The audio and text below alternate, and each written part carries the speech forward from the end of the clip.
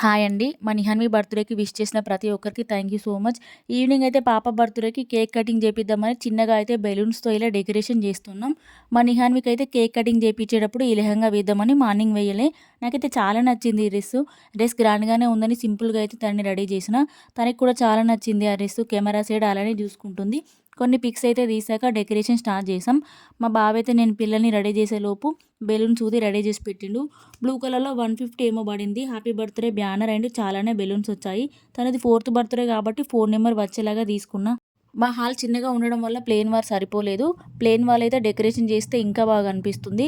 Balloons అయితే ఇలా ready చేసి గ్లూ స్టిక్కర్‌తో వాల్స్‌కి అతికించినాం. సింపుల్‌గా అయితే ఇలా బ్యాక్‌గ్రౌండ్ రెడీ చేసాం. ఇక అన్నీ రెడీ చేసి తనతో క్యాండిల్ అయితే ఊదించాం. క్యాండిల్ ఊదడానికి మా నిహాన్వి చూడండి 4, 5 టైమ్స్ ట్రై చేస్తుంది. అందరైతే హ్యాపీ బర్త్‌డే అని విషెస్ చెప్పారు. మా నిహాన్వి అయితే మస్తు హ్యాపీ ఫీల్ అయింది. తన ఫేస్‌లోనే ఆనందం మొత్తం కనిపిస్తుంది.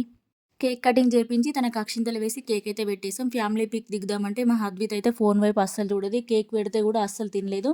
మా అత్తమ్మ, మామయ్య వాళ్ళు కూడా అక్షింతలు వేసి కేక్ పెట్టిండ్రు. మా నిహానం అయితే వాళ్ళ ఫ్రెండ్‌కి కేక్ తినిపిస్తుంది. వాళ్ళ ఫ్రెండ్ వచ్చిందని మస్తు హ్యాపీ ఫీల్ అయింది తనైతే. అందరైతే ఫోటోస్ దిగేసాక అందరికీ కేక్ అండ్ సమోసా ఇస్తే అందరం తినేసాం.